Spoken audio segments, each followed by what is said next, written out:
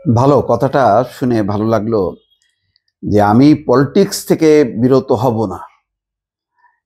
যুগান্তরই দুইটা শিরোনাম করছে, ৭২-এর সংবিধান ছুঁড়ে ফেলা যাবে না। বহু ঘটনা ফজলুর রহমানের কে নিয়ে তিনি কিছু কথা বলেছিলেন, সেই কথার জন্য খেসারত দিতে হয়েছে। দল তাকে ৩ মাসের জন্য তার পদ স্থগিত করেছেন, কিন্তু বোঝা যায় অনেকটা সবকুল রক্ষা করতে যে বিএনপি একটা মাঝামাঝি লাইন নিয়েছে। ফজলুর রহমান অত্যন্ত স্পষ্টবাদী মানুষ। এইসব মানুষকে বড় রাজনৈতিক দলগুলো ধারণ করা খুব কঠিন। বিএনপির সাহস আছে, বিএনপি পেরেছে। আওয়ামী লীগের সাহস নেই বলে আওয়ামী লীগের কেউ সত্য কথা বলতো না বলে দেখেন ওদের 15 বছরে খুব একটা হয়নি। লতিফ সিদ্দিকী, একমাত্র লতিফ সিদ্দিকী কিছু সাহসী কথা বলছিল, তো তার পরিণামে তাকে একেবারে দল থেকেই প্রাথমিক সদস্য থেকে বাদ দিয়েছে, সে অনেক আগে। এখন আবার যখন নাকি মুক্তিযোদ্ধা হিসেবে আবির্ভূত হয়েছে, এখন বলা হচ্ছে যে আওয়ামী লীগের দোষ। এখানে সুবিধা অনুযায়ী ট্যাগিং করা হবে। মনে করেন আমার কথা ভালো লাগলো না, ওই বিএনপির বিরুদ্ধে গেল, বিএনপি তখন আমাকে আওয়ামী লীগ ট্যাগ লাগবে। জামাতের বিরুদ্ধে গেল, আমাকে তখন ওই বিএনপির ট্যাগ লাগানো হবে ভিকটিম করার জন্য। এখানে হচ্ছে ভিকটিমের রাজনীতি, এখানে আর সুস্থ ধারার রাজনীতি নেই। শেষ। বাংলাদেশে আর সুস্থ ধারার রাজনীতি হবে, জন্ম নেবে মনে হচ্ছে না। একটাই সুযোগ ছিল, এই পট পরিবর্তনের পর একটা ফ্রি ফেয়ার ইলেকশন হবে, সেখান থেকে একটা সুন্দর হবে, যেহেতু হাসিনা বিরোধী সবাই। কিন্তু এখন হাসিনা বিরোধী, ফ্যাসিবাদ বিরোধী এটা ভুলে গেছে। এখন হচ্ছে ক্ষমতামুখী। হাই হাই, ক্ষমতা কি হবে, লক্ষ্য হচ্ছে এখন ক্ষমতা।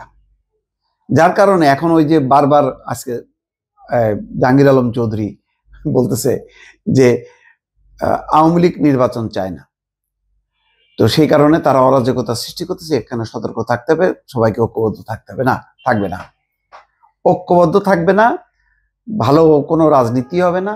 আপনার বিপক্ষে যাবে, সাথে সাথে আপনাকে ট্যাগ লাগাই দেবে।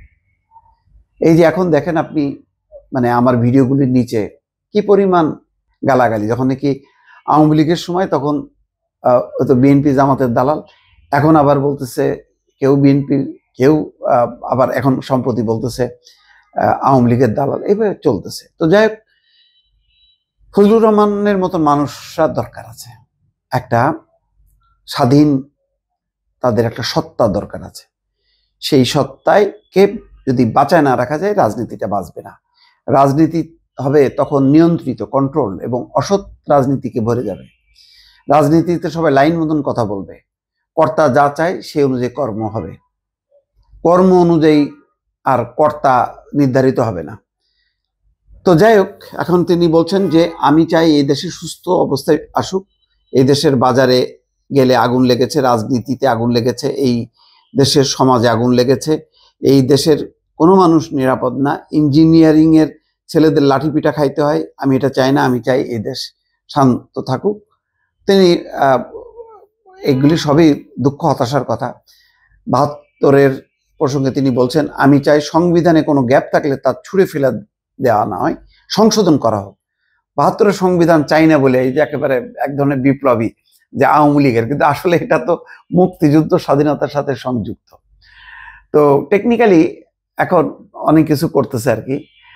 আওয়ামী লীগের ঘাড়ের উপর দিয়ে স্বাধীনতা মুক্তিযুদ্ধকে যদি পিছনে ঠেলে ফেলায় দেওয়া যায়, তাহলে একটা নতুন ধারার একটা রাজনীতি চালু করতে পারে, যেটা অনেকদিন অনেকের চেষ্টা করেও পারে নাই। যাক, প্রয়োজনে আমি দুটো নীতি যোগ করা হোক, আমি তো না করি না। তবে সংবিধান সংশোধনের কাজ অন্তর্বর্তী সরকারের মাধ্যমে নয়, সংসদে আইন প্রণয়নের মাধ্যমে হওয়া উচিত বলে তিনি জোর দেন। কিন্তু এটা হতে হবে সংসদের মাধ্যমে, সংসদের আইনের মাধ্যমে এটা হতে হবে। এতে আমার কোনো আপত্তি নেই। এখানে দেখলাম সাক্ষাৎকারে তিনি বেশ গোছায় নিয়ন্ত্রিতভাবে কথা বলছে। এভাবে বলুক, বলতে বলতে আবার স্পষ্ট হোক। কিন্তু ফজলুর রহমানের মতন মানুষদেরকে বেঁচে থাকতে হবে। তাদেরকে এখন আওয়ামী দোসরের ট্যাগ দেওয়া হবে, অনেক রকম করা হবে। কারণ রাজনীতিটা এখন একতরফা। যেমন 15 বছরে আওয়ামী লীগ একতরফা নির্বাচন, যে শুধু আওয়ামী লীগ বন্ধ না, আওয়ামী লীগকে ঘিরে একানব্বই আওয়ামী লীগ বিরোধী একক একটা বন্দনা, এক পেশে এক বন্দনা। এটা গণতান্ত্রিক রাজনীতি না। গণতান্ত্রিক রাজনীতিতে সব পক্ষের কথা বলতে দিতে হবে, তার মধ্যে সহনশীলতা থাকতে হবে। এটা না হলে এই দেশ এগোবে না, একমুখী একটা প্রবণতা হবে। আপনার আরেক ধরনের ফ্যাসিজম, বিপরীত ধর্মী একটা ফ্যাসিজম চেপে বসবে। সুতরাং সবাই সাবধান, ভালো থাকবেন, আল্লাহ হাফেজ।